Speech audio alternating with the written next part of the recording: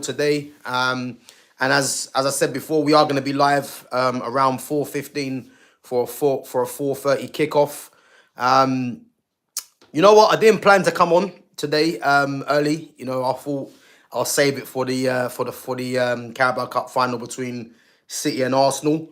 But I see some news, guys. I see some news last night, and again, I wanted to kind of react to it. You know, obviously, Man United obviously looking at midfield options in the summer. There has been news about Bruno Guimaraes being in advanced talks with Man United as well. I still don't think this is going to happen. You know, I just don't see. I know he's got a release clause, I believe, if Newcastle don't make Champions League football, but 70 million. You know, from what's been rumored, I mean, I don't know if that's going to be a good deal. What's he, 28? I mean, 28 is no age, but, you know, I'm just looking at other options that might be out there. But they are saying that Bruno Guimaraes is in advanced talks with Manchester United, but we'll have to wait and see what happens. You know, I do think Bruno Guimaraes is a good player, but I don't particularly think in terms of the style, he should be a #1 target for me. You know, I think if he was someone that was, I'd say, a third choice, I'd be more happy with. But yeah, there's been talk that he's been in advanced talks with United. So we'll have to wait and see what happens. Big up to Fitz. Big up my guy each and every time. Guys, make sure we're smashing the likes. Make sure we're subbing to the channel as well. Big up to Lumi Rain. Big up as well. I know Lumi's nervous today. But listen, we will definitely be there for this final. As I said, we're going to be live at 4:15 for a 4:30 kickoff. And listen, I think it's going to be a massive game, man, for not only Arsenal, but Manchester City as well. Because City know that they have to put the pressure. And again, it will be this game today where I believe if they do get over the line against Arsenal, I think that's going to set a precedence for the rest of the season for them and for Arsenal as well. Fitz says, imagine Bruno G, Tonali, Kama, Mainu, and Big Cass for our midfield options. Just put our name on the trophy now. Yeah, bro, listen, as much as I would like that to happen, I don't think that's ever gonna happen. If we was to get Bruno Guimaraes, Tonali, and Camavinga all in one window, listen, that would be like you'd have to give your props to Ineos. But to me, that just sounds too good to be true. You know, I think out of those 3 players, I'm hoping we at least get 2, you know, but we'll have to wait and see, man. We'll have to wait and see. But yeah, it's good that we're being linked with these kind of players. But as I said, I think Bruno Guimaraes for me would definitely be behind Sandro Tonali, you know, Baleba, Camavinga for me, and the likes of Walton. But as I said, there is news that United are looking at him. But listen, obviously the reason why I come on here today, you know, as I say, I see some news, and I'm gonna read it. I'm gonna read out. Well, I mean, I'm not sure how what do they call it? How good these sources are, you know. But I see it from Football 365, you know, and there is talk about Manchester United being seriously interested in Eduardo Camavinga, you know. And again, Eduardo Camavinga, if Man United was to get Camavinga, you know, I'd say now that would make my summer because he's one of the best midfielders in the world, you know. And I know people say, but he's always injured. The facts are he's free. He's not injured now. And if you could get an Eduardo Camavinga for what's being reported, that is a deal, man, that you just have to be all over, you know. So again, Football 365, I'm not sure how credible they are, but there was quotes saying Man United have their eyes on Real Madrid midfielder Camavinga, who could be available for as little as 43 million. A journalist called Peter O'Rourke, again, I don't know how credible he is, saying that he's insisting that the Red Devils will seriously consider a move in the summer. He's somebody that they will seriously consider. Midfield is a key priority for United's recruitment team. Casemiro is leaving, so he will need to be replaced, and they want to strengthen in that position anyway. Camavinga, if there's any possibility that Real Madrid open the door for the Frenchman to leave, I think there'll be a queue of clubs ready to sign him. And again, that's not really a surprise, because when you look at someone like Camavinga, you know, I think he's someone that people have either forgotten about, or he does go under the radar. And I think that's because he's been out injured, you know, and obviously other players have come to the fore as well. But if we can get Eduardo Camavinga in this window, and in the summer window, then, as I said, man, what a signing that would be. Camavinga's what, 20, I think he's 23 or 24. So he's a great age, especially for a midfielder as well. And again, it says he's proved himself at Real Madrid, a multiple-time Champions League winner, and he's still only 23, okay? So if Real Madrid do allow the midfielder to go, which is certain, there will be clubs all over Europe who will be interested in him. And again, he will tick a lot of boxes for Man United. He's got good energy. He can run with the ball. He's a good passer and will bring huge experience and class. But I think there are a number of clubs willing to sign him this summer. And again, yeah, this is what I'm saying about Camavinga. There's a lot. I think there's fans out there that are saying he is very injury prone, and that's why they wouldn't sign him. Yeah. What I would say, yeah, is if Manchester United don't sign him, teams from the Premier League, Man City, Liverpool, Chelsea, I don't even want to say Arsenal, you know, but don't think that all those teams won't be in for him. Yeah. So this is what I'm trying to tell you. So Man United need to be all over Eduardo Camavinga for that price. Yeah. And the fact that there's going to be a queue of clubs to sign him for as little as 43 million, that is a deal that we cannot pass up. You know, we cannot pass on. So, as I said, man, there's no doubting for me that he's one of the best midfielders in the world. You know, Real Madrid, obviously, he hasn't been playing as of late.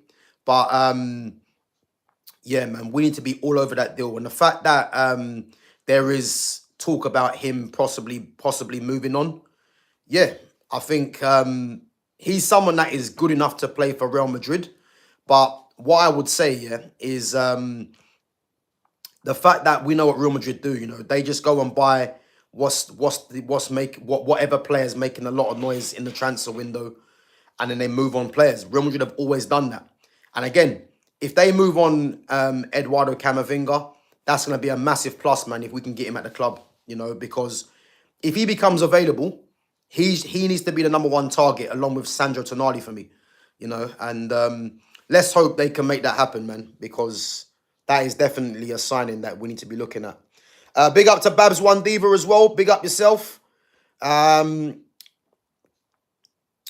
see the comments. So Bruno G, 70 million and Kama around 60 is light work. Yeah, I mean, do I see that happening? I mean, I would love to, man. I mean, I'd rather Tonali than Bruno Guimaraes personally, but 70 for Bruno Guimaraes, 60 million for Camavinga. Yeah, why not, man? Why not? You know, you're looking at what, 130 million for those two players together. Yeah, I'll be in for that 100%. Whether we're looking at that is another story.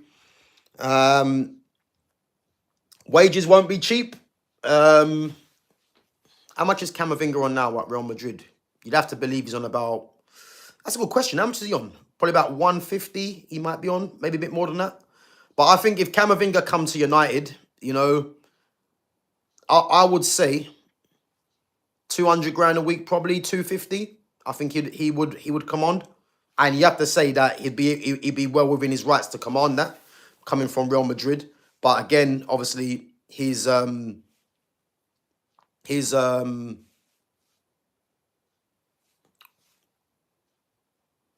you'd have to say his injury record, you know, will United be willing to give him that kind of money with his injury record? These are the things that we got to look at.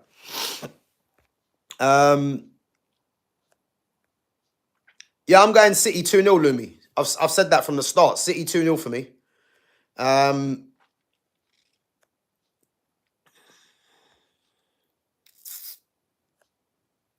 Gav, I still want Tonali if we sign Bruno G. I still want Tonali. Yeah, but Fitz, bro, we're not going to sign Tonali and Bruno Guimaraes, bro, from Newcastle. That's never going to happen. That is never going to happen. As much as I would like us to get Tonali, we're either going to get one or the other if we get a Newcastle player. There's no way we're going to get both. But for me personally, Tonali all day long, man. Tonali all day long. Big up to Tony Jones, says Camavinga is on 300k a week. He's on 300k a week at Real Madrid. I didn't actually realise that. So I reckon, yeah, if Camavinga was to come to United, I think he'll take a wage cut. 250 a week, I reckon he'll take, you know. And if we're getting rid of, if Casemiro is going to go, let's say, Cass is on, what, 350 grand. Giving Camavinga, who's younger, you know, who has a bigger potential, even if you give him the 300, you're not really going to be losing out because you'll be getting a player that's younger. I know his injury record goes against him, but, you know, it's still a player there, man, that we need to be seriously considering, no doubt. I think Rice is key today. Yeah, I mean, he's gonna have his, well, I'll say have his work cut out today, man. But again, I want to see what City do. I want to see how Pep sets up with City today, because that will tell me a lot as to how I see the game going. You know, because for me, he needs to play Ryan Cherky and play Ryan Cherky in the 10 and get Ryan Cherky creating. Because I think if you've got Cherky in the 10 and you've got Haaland through the middle, Cherky will find Haaland, you know, and again, but we'll see what Pep's got in store in it, you know. But yeah, Declan Rice is gonna have a busy game today, man. He will, you know. Newcastle are crumbling. It's gonna be a summer raid at Newcastle and Tottenham. Yeah, I hear it, but I think we have to still look at the fact we're not gonna just go to Newcastle and say, look, we want Tonali and Bruno Guimaraes, and they're gonna say, yeah. I think if they got release clauses, then it's a different story because there's nothing that the club can do. And I think Bruno Guimaraes has a release clause of 70 million that, you know, clubs will activate. And again, there'll be more clubs than Man United that will be in for Bruno Guimaraes. You know what I mean? But I personally think we should be looking at, as I said,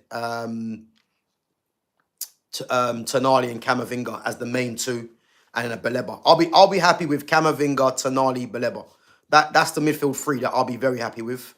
But one thing's for certain, man, we definitely do need to get midfielders, which, as I said, I believe we are going to do anyway.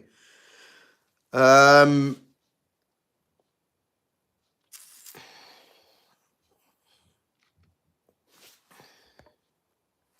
these man can't hold onto players, bro. No European football will be the death of that project.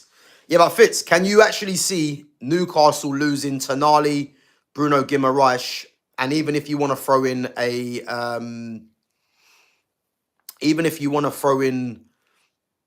don't know, a Lewis Hall, do you really think they're gonna lose all three of those players in one window? Because I can't see that happening. That's never gonna happen, man. You know, as much as I would like us to get Tonali, you know, we don't get Tonali, Bruno Guimaraes, and Lewis Hall, man. That's not going to happen, regardless if they get European football or Champions League football or not. I think you're probably looking at one of them, maybe two leaving. I don't think Lewis Hall goes anywhere unless someone offers 100 million for him, which they ain't going to do. And then the Tonali one, I think Tonali's a possibility because Tonali's a Champions League player and we have been linked. And then Bruno Guimaraes has the release clause, so we'll have to see, man. But I'm looking forward to it, put it that way. Big up to Mike Willie. Big up. Yeah, guys, make sure we're smashing the likes up. Make sure we're subbing to the channel if we're new in here as well. Big up to yourself, Mike. Long time back on. But yeah, big up, man, for coming back through.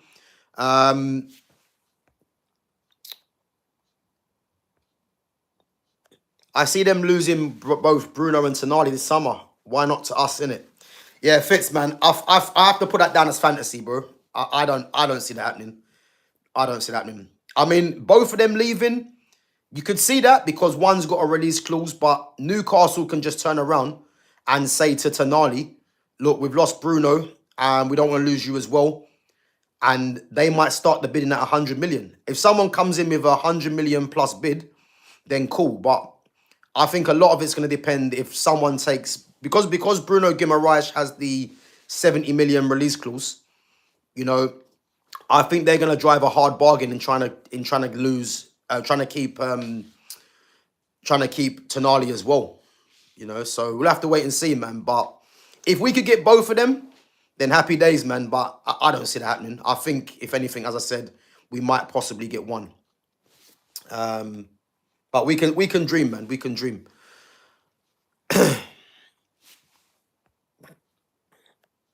Gav, I just came round now. What are your thoughts between Bruno and Tonali? Who would you get? Yeah, big up Mike, man. For me, Tonali all day long. I think Tonali's one of the best midfielders in this league. I think he's one of the best midfielders in Europe. And what we need from our midfield, yeah, the reason why I don't really want Bruno Guimaraes, and again, it's not because Bruno Guimaraes ain't a good player, yeah, but our midfield needs control. And if I'm looking at right-footed players to play in the midfield that can control the midfield, I'm looking at Tonali, I'm looking at Elliot Anderson. Now, Tonali, for me, should be number one. And again, Bruno Guimaraes, for me, he's more of a box-to-box midfielder. But if I look at Tonali can dictate the tempo of a midfield, whereas Bruno's a bit more of a different player. But the fact that we need to get a left-footed central midfielder as well for the balance, my top target's Camavinga, you know. And if we can't get Camavinga, then this is why I'm saying we need to get Baleba and Adam Wharton, and then get a Tonali for me, you know. But I do like Bruno Guimaraes, but I don't think we should be looking at him above Tonali for me. You know, if Tonali is a player that we cannot get, then maybe the Bruno Guimaraes one, maybe I can hear it a bit more. But the top targets for me are, as I said, Camavinga, Tonali, Baleba for me. They're the top three that we need to be getting. So let's see, man. But yeah, 100%, man. I'll get Tonali, no doubt. I think Tonali does an Isak if they try sell Bruno and then talk daft prices for him. Maybe. But the power's still going to be with Newcastle, I would say, because I think Newcastle probably would have learned from the Isak bid, yeah? From the Isak drama at Liverpool. And it's going to be another 100+ million move. Do any teams make that move for Tonali? I don't know. Is Tonali gonna, you know, go on strike? Who knows? You know, but one thing's for certain: Tonali needs to be playing Champions League football, and if we can get him, man, that'll arguably be, along with Camavinga, signings of the season. Because I immediately think if we get Camavinga and Tonali, especially, yeah, that's a title winning midfield there. No doubt. I got every confidence in that. And then we got Kobe, you know, and then if we get a Baleba and if we can get a Wharton, you know, or a João Gomez, let's say. If we can try and get them players in, part of the squad, you know, and get rid of the Yagates of this world and move on Bruno Fernandes, then listen, we're going to be on something. And this is why as well, yeah? This is why this is important. Because if we move on Bruno Fernandes, yeah, I would be like, yeah, listen, we can go and get Tonali, Bruno Guimaraes, and Camavinga and these guys. Because if you get rid of Yagate, you get rid of Bruno, you definitely need to be bringing in 3, maybe 4 central midfielders. And all of a sudden, you know, this team's looking frightening. So that's where I'm at, man. That's where I'm at. Gab, would you buy Isak for 80? No way. No way. I'm happy with our strikers right now. I don't think our strikers are a problem. I think what the issue is, yeah, is we need, this is why I keep saying, yeah, we need to move on Bruno, because as far as I'm concerned, yeah, and I'm not going to change my mind, if we want our attackers to shine, yeah, people are not going to see this, yeah, but if we want our attackers to shine, it means moving on Bruno, because Bruno takes up too much of the other players' importance, because everything has to run through Bruno. I want to see Man United moving forward where there's multiple players contributing. But as far as Man United are concerned, and as long as Bruno's there, Bruno's going to be center of everything. And surely that cannot be good for a club like Man United. You know? So this is what I want to see happen. And yeah, I wouldn't sign Isak for 80 million. You know, I think in terms of what we've got, there's no strikers out there really. And I think the fact that Sesko and Xerxes offer different things, I don't think that's a position that we desperately need to be looking at. I think we need to be sorting out this midfield. You sort the midfield out. You know, whether we play a 3 in midfield or whether you move Cunha into a 10, Ahmad into a 10. Maybe you might want to play Xerxes in there for some games or Kobe. If we do that and we revamp this midfield, all of a sudden this Bruno Fernandes importance, and you'll see how better we will definitely be. And I truly believe that. So yeah, let's see, man. I agree. Tonali all day long. Bruno's price to me isn't value for money. Yeah, I hear that because Bruno's not old. I mean, he's Bruno Guimaraes. He's 28 years of age. But if you're looking at signing him for 70 million, yeah, for me, I think we could use that money on other areas for me. Because I'm looking at left side centre back, and I've told you guys, go and get me Murillo, you know, because Lissandro can't stay fit, and Murillo's an upgrade on Lissandro because he's got the pace, he's got the strength over him, and he's good with the ball as well. And he's particularly good in the wide areas, which is what you need as a modern day centre back when you're getting pulled out of position. So that's why for me, Murillo is a must signing. And I'd rather use that 70 million on him. Well, I'd rather use the 70 million elsewhere if it meant getting Camavinga, Tonali, Baleba, etc. And then if we can get a Murillo as well. That's what I believe, man. But again, if Bruno Guimaraes was available for, let's say, 50 million, I'll be like, yeah, it makes sense. But 70 million, which is what's been reported to be his release clause, I don't know, man. I don't know if we should be doing that deal personally. Big up to Foxy Danny. Big up yourself. Guys, make sure we're smashing the likes. Make sure we're smashing the likes, guys. And sub to the channel if you're new in there as well. For me, it's Tonali, Anderson, Baleba, and Walton. I feel that's a very good midfield, but we can only dream.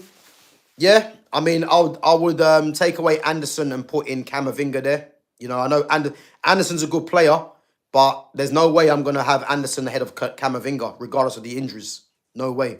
But if Man United was to get Camavinga, Tonali, Baleba, and Walton, listen, I know that's 3 left-footed midfielders, yeah, which I'm cool with.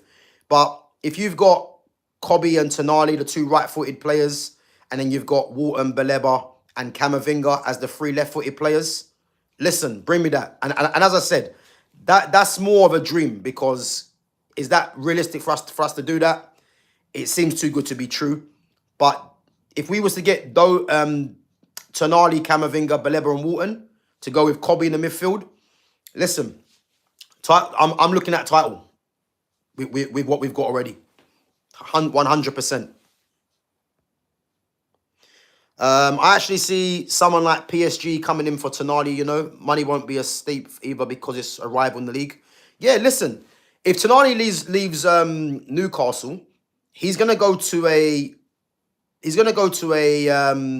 Man City, United,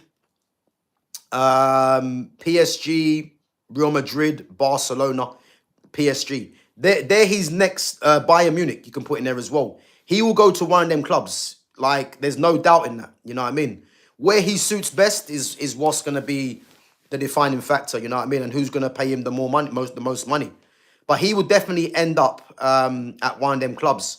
I just wish we looked at him when he was at Brescia. We looked at him, but didn't take it too seriously, you know, before he went to AC Milan. But yeah, listen, Tonali will definitely end up at one of them teams. I think the PSG one, I would say, is a bit unlikely. And I say that because if you think they've got Vitinha, João Neves, Fabian Ruiz, who's been out injured, and then they've got Warren Zaire-Emery, who's come through the academy, Seni Mayulu, the same as well. If he was left-footed and was the replacement for, let's say, a Fabian Ruiz, it would make more sense. But the PSG one, I'm not too sure unless someone moves on. But he's going to be a target for all them clubs, no doubt, because he's that good, you know. But let's wait and see, man. Lumi reckons 3-1 to Arsenal.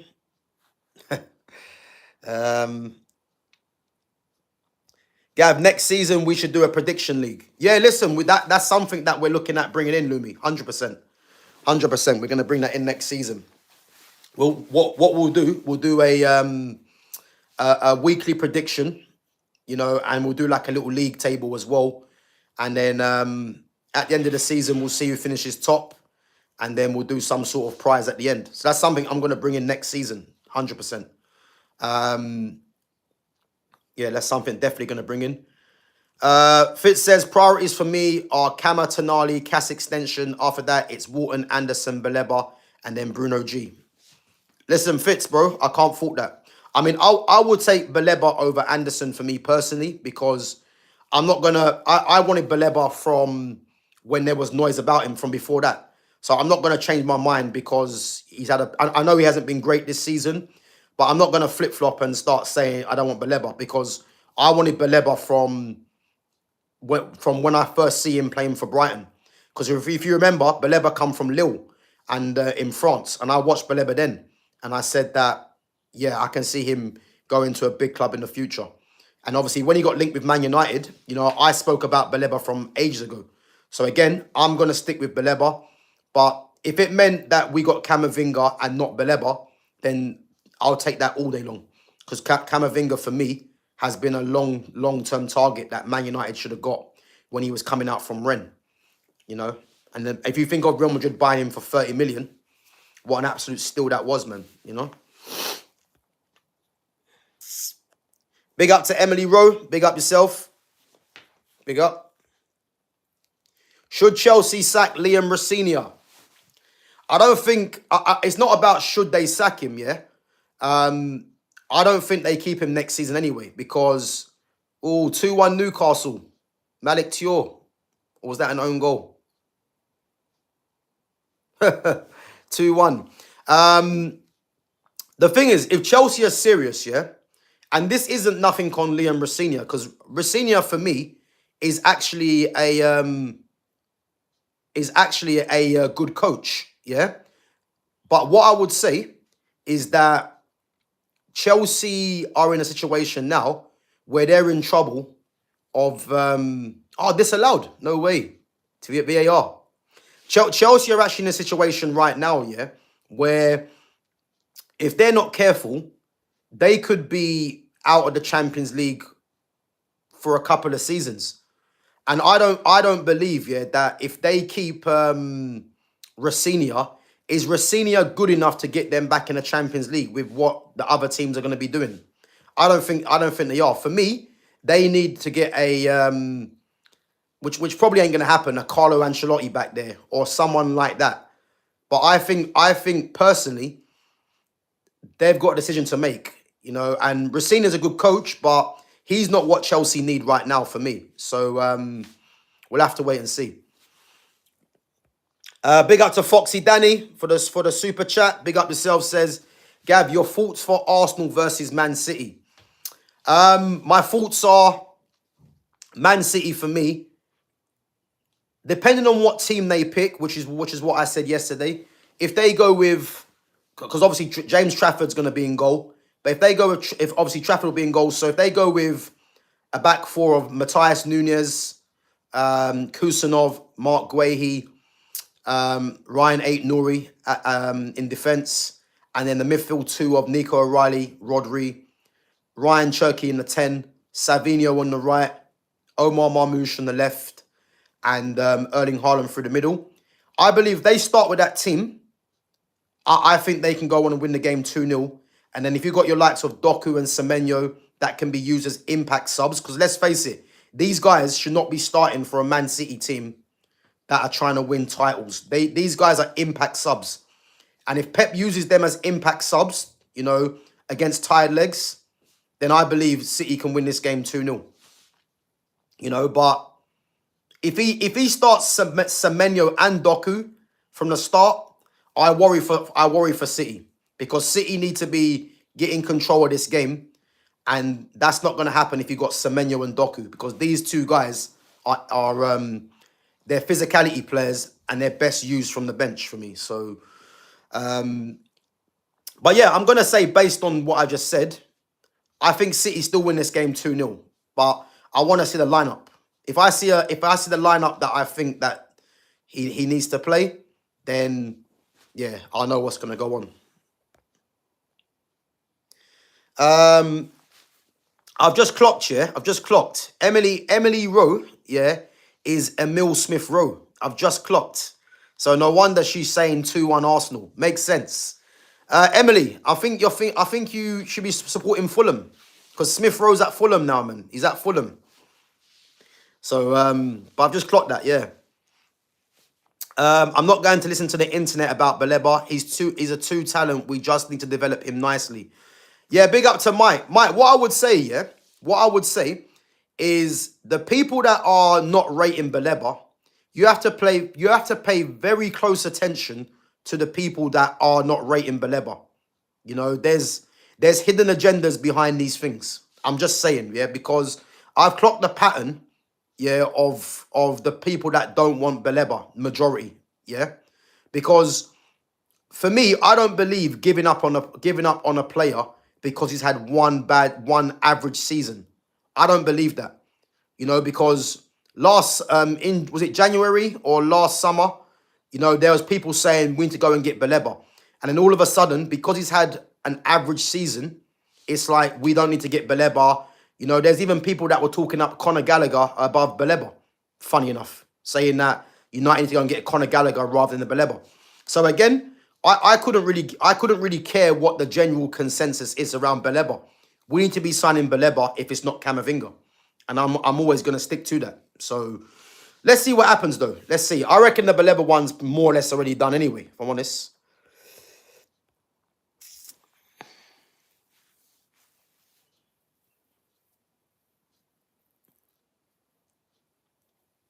Oh, over the bar in Gordon. Yeah, guys, that goal got disallowed from Malik Tior, so it's 1-1 still.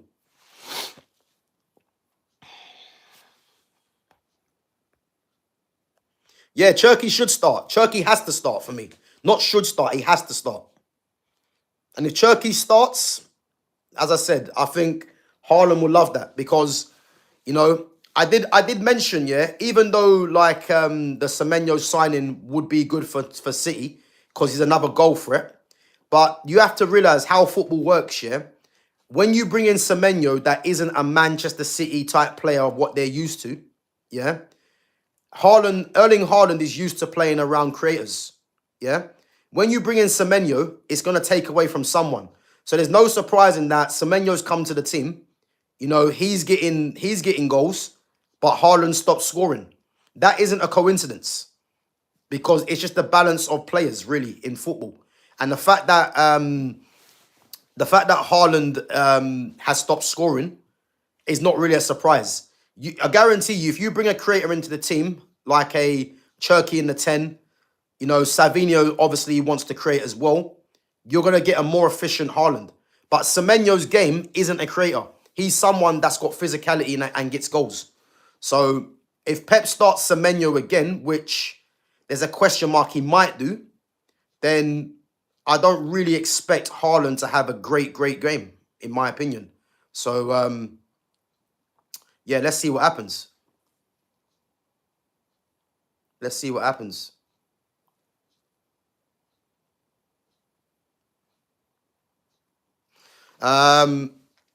Chelsea lose 35 million a year just on interest with their debt.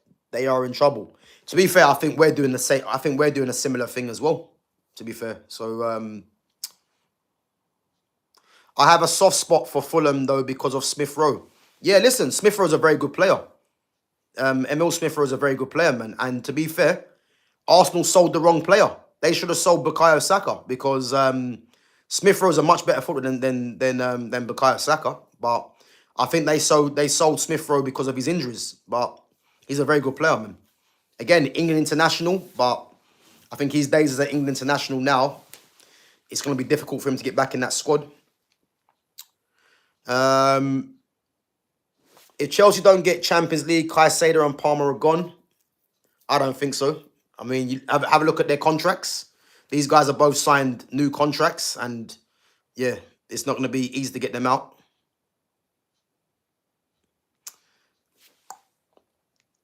Titanium says Baleba, Anderson, Tonali for me. I would take Adam Wharton ahead of Anderson for me. I would. And again, it's nothing against Anderson because I think Anderson's a good player, but I've got my preferences. Gav, if we could get Enrique in the summer, but it means getting rid of Carrick, what would you do it? What I would say, yeah, based on the Michael Carrick one, Michael Carrick has earned the right to be in the conversation. Like, people that are saying that he shouldn't be given the job, they're just doing that out of trying to be proved right. The facts are Carrick's lost one game since he's come to the club. The football for me has been a lot better in comparison to what we witnessed under Ruben Amorim. Yeah, it hasn't been great. You know, even some of his selections I haven't been happy with.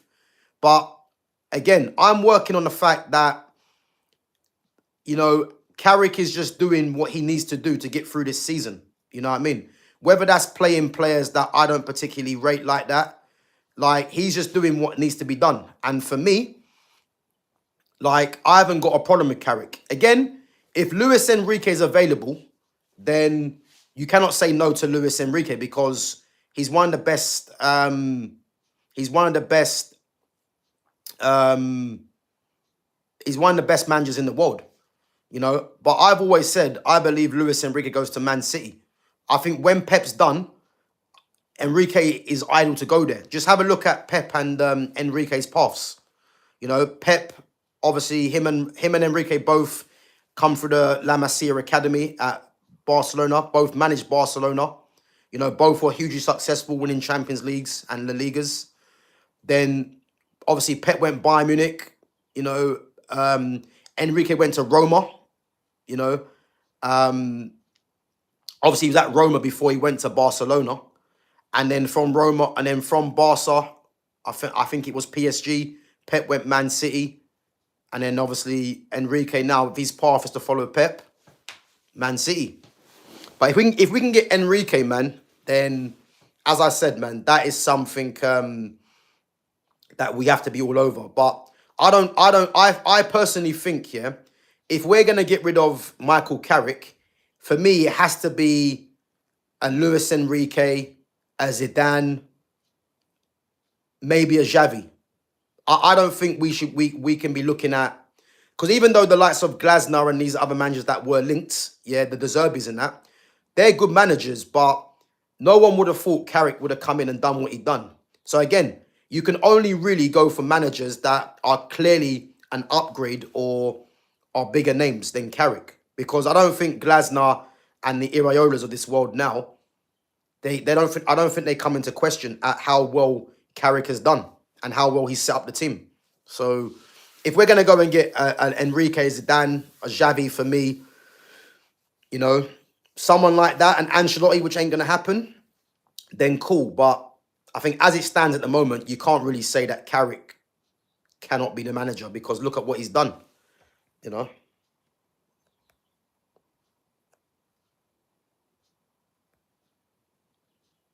Yous might be able to get Tonali, but I can't see Bruno G going to United. But again, big up to Gamer. Tonali, I think if Newcastle don't get Champions League football, then I think Bruno Guimaraes has a release clause for Champions League clubs, I think. So he could be easy to get. Whereas Tonali's going to cost about 100 mil, I believe. You know, but we'll have to wait and see, man, because there's a lot of talk going around, but we'll have to wait and see, you know.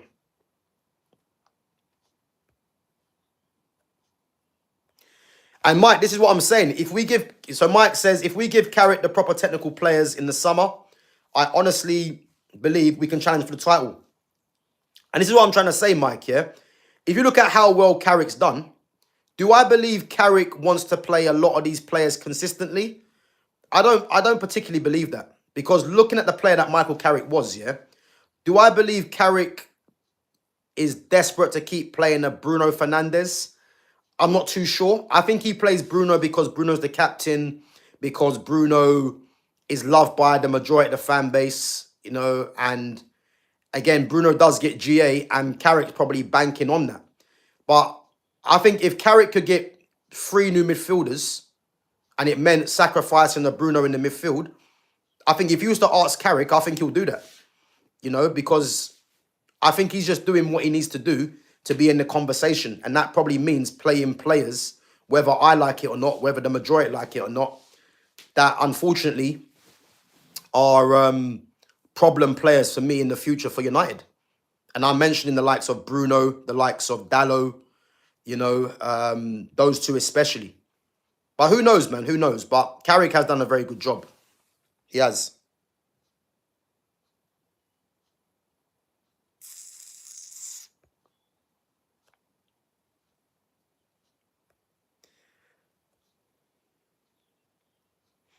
Enrique, Ancelotti, or Zidane for Aura. They're the only three. Yeah, exactly. Exactly. I mean, I would love us to get Zinedine Zidane. Like, I wanted Zidane before we got Solskjaer. That's how much I wanted Zidane to come to the club, but it was never really realistic. And I think the thing with Zidane as well, Zidane, is he going to take over from France after Didier Deschamps? Because for me, I love to see Zidane back in football. But I think the fact that what he done at Real Madrid, he's only going to go to jobs where, you know, there's going to be real value for him in a sense. So let's see, man. Let's see. Guys, before I go back onto your comments and questions, make sure you smash the likes if you haven't done so already.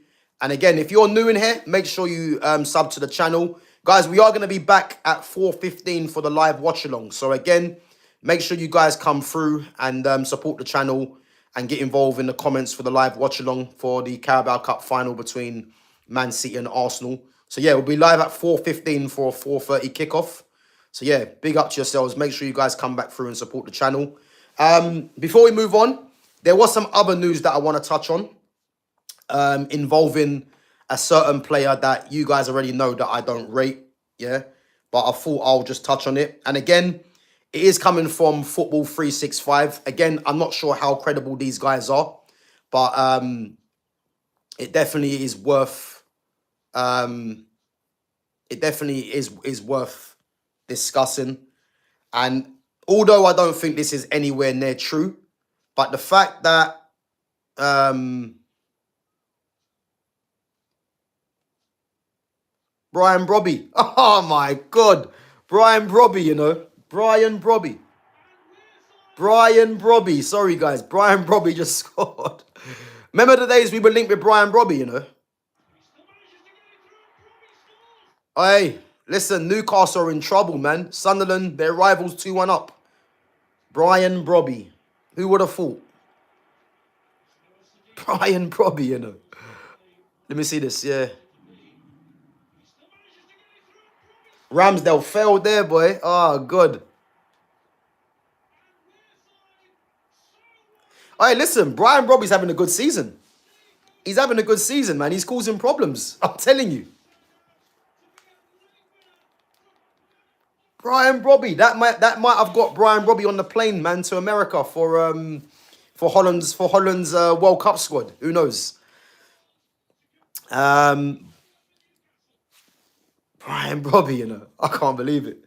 Right, guys, sorry. Let me get back onto it. So there has been news about Jude Bellingham. Yeah. Now, again, I'll take this with a pinch of salt with this one. Yeah. So it says again from Football 365. Man United are ready to break their transfer record to sign Jude Bellingham from Real Madrid in the summer. So it says, after spending around 200 million on attacking reinforcements in the summer, Man United will look to address the issues in midfield in the upcoming transfer window. Where is it? So reports in Spain claim that Man United are closely monitoring Bellingham's situation at Real Madrid and are willing to make a significant investment to secure his services.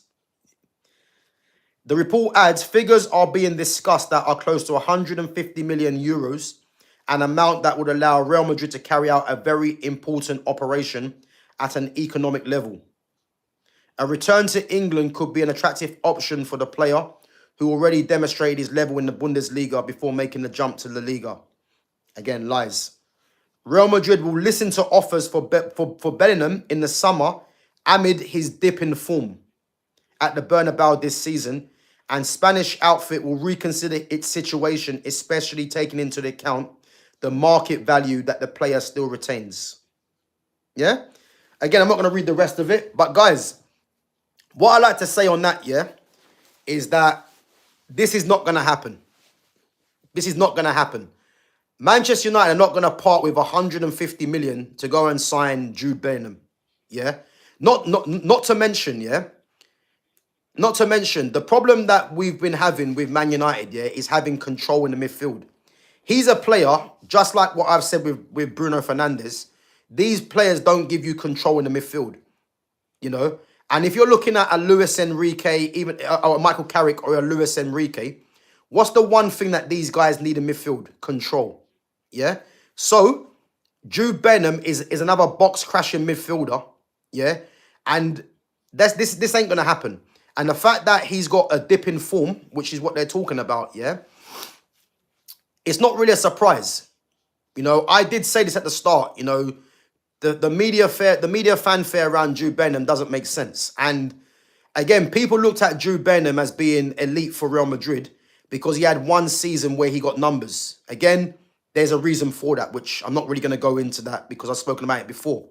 Now, the thing is with this news, yeah, about Jude Bellingham is, although I don't think it's true about Man United being in for Bellingham, yeah, but the fact that Real Madrid, there's talk about them moving on Camavinga and Jude Bellingham, just shows you what Real Madrid do. Like, you know, you could be the best thing since sliced bread, really, and the next minute they're getting rid of you. This is what they do. There's a history of them doing this, yeah? Now, if I'm looking at Real Madrid and their targets for midfield, Tonali will be one of them. I'd say Adam Wharton. Keep your eyes on him as well. Maybe an Angelo Stiller might be another player. And maybe a few others that they might be looking at as well. But what I would say, yeah, is this Jude Bellingham news is a load of rubbish. There's no way we're going to part with 150 million to go and sign Jude Bellingham. If Man United was to sign a player for 150 mil, let's say, just go and get Sandro Tonali, someone like that, because Tonali's better than Bellingham. So, again, you'd rather just go and part with money like that. So, again, I think this is just fake news for me, you know, and it's a move that no way can we be making, and no way should it happen. Yeah? So, yeah, I thought I'll bring that into the stream, but yeah, let me know what you think of Jude Bellingham, because as I said, that's a signing that we cannot make. You know, I'd rather keep Bruno Fernandes than go and get Jude Bellingham, and that's saying something because I don't rate either player like that. So yeah, we can't be doing that, man. No way. Let's see. So Lumi says, is Højlund on loan or will he return? Nah, Højlund's gone. They'll never bring that guy back to the club. They'll never bring him back to the club, man. That's one of the worst signings we've ever made. One of the worst signings we've ever made. Like, I think Napoli are gonna exercise the clause to sign him, and thank God. So at least we'll get money to go and spend in the summer.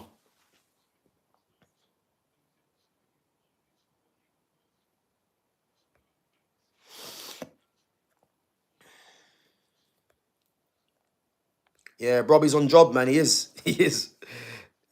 This would be Gav's worst nightmare. Bruno replaced with Jude.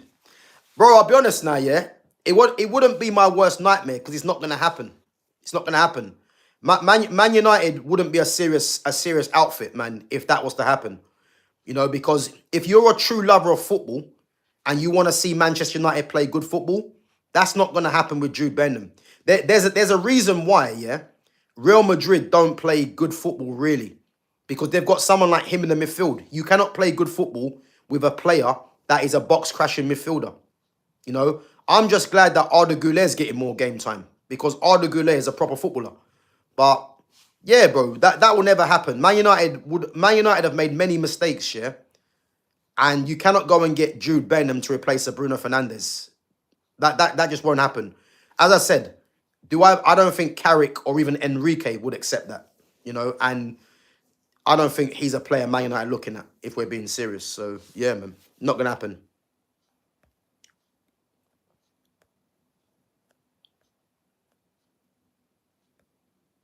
Big up to Christopher McGrath as well. Big up. Gav, why do you think United shouldn't put Anderson ahead of players like Baleba and Wharton?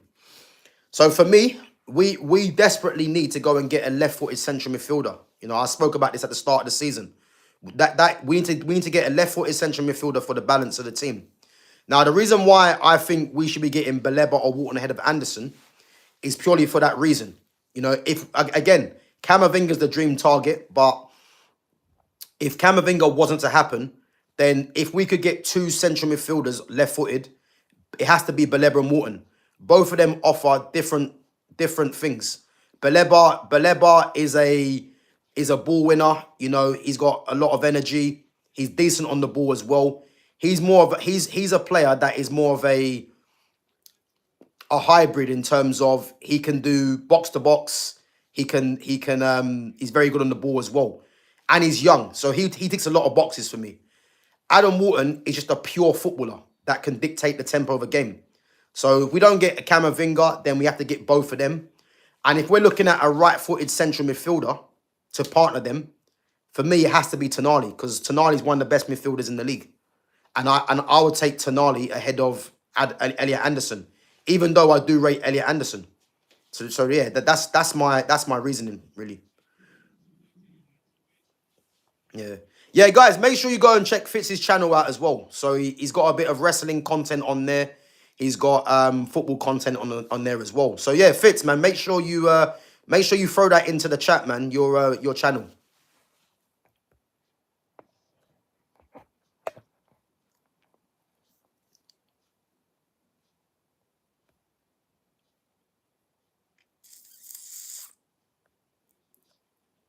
Gav, if you had to sign one player, who would it be? Oh, from Aston Villa. If I had to sign one player from Aston Villa.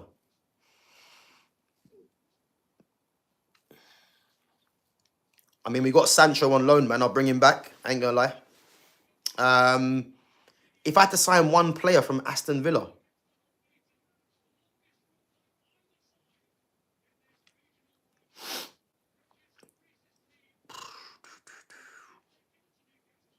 I mean, I think Morgan Rogers is the one that we're all looking at, really.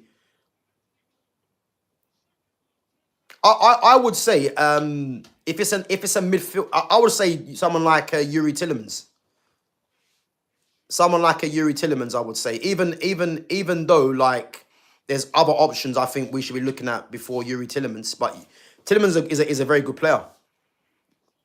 But yeah, there is players like Rogers, Onana. I hear it. Yeah, but me personally,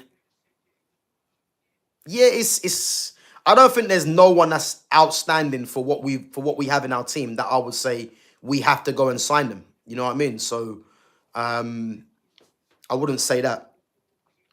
But yeah, if I had to say one player, it'd probably be a Tillemans or a Rogers, probably, I would say. I mean, if you guys remember, when I first started doing my content regularly like this, you guys know who I wanted, man, if he was there from the start, man. John Duran. I wanted United to sign John Duran badly because I looked at John Duran as one of the long-term leading strikers in European football for what he had. Because at Aston Villa, he was a problem. But again, it's frustrating to see that he's gone off the ball, man. And I mean, he's still young, so I'm hoping he can kind of rediscover some sort of form or whatever. But John Duran was someone that Man United should have signed, man. But yeah, I don't know what's happening there. But yeah. So Titanium says he doesn't rate Adam Wharton personally. That's crazy, man. You don't rate Adam Wharton? Nah, I can't hear that, man. Adam Wharton's a top player, man. Like, for me, in terms of central midfielders, in what he does, I don't think there's a central midfielder in England that possesses the quality that he has in terms of his composure on the ball, his passing. I think the only one really that can chat to him in that sense is probably Kobe, in terms of the composure on the ball as an English player.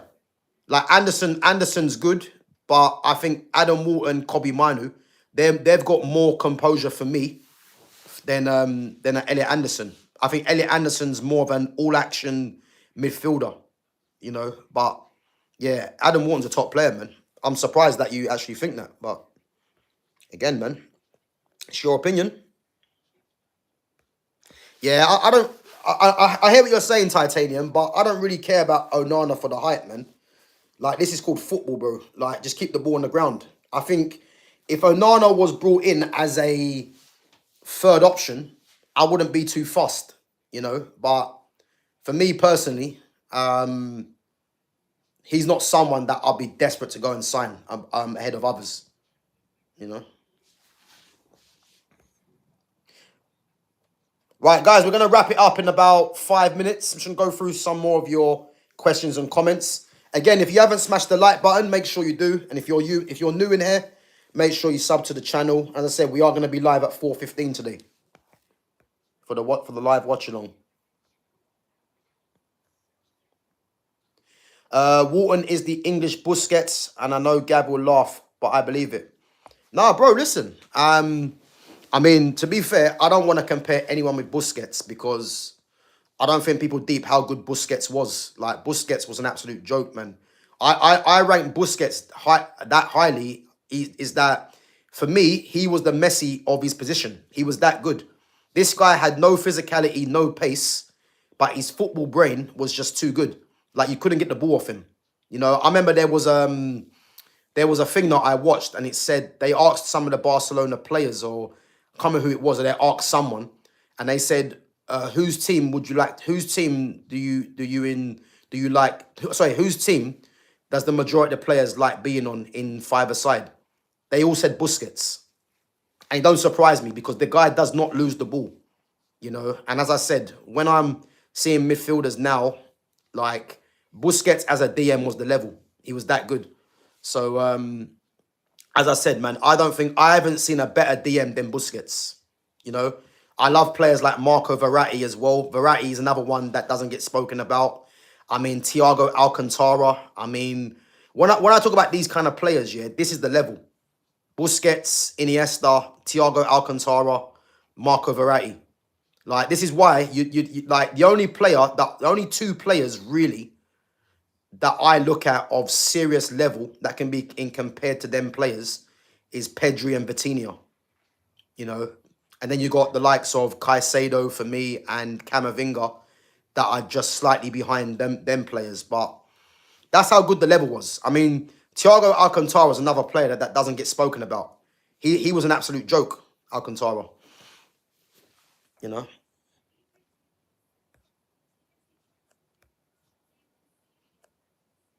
Gav, what do you think about Rooney Bagaji? It's been a long time. He's a good player, man. He is. But he's always going to be back up to Yamal for obvious reason. Right, guys, we are going to wrap it up because I've got to shoot out quickly.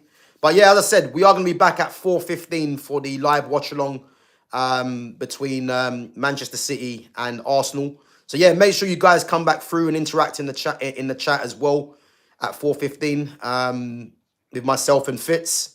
So yeah, massive game, and we're going to see what happens because there's a lot riding on it. So yeah, we'll be back. But as always, guys, make sure you smash the like button on your way out. Make sure you sub to the channel. Make sure you share the channel on all your platforms as well.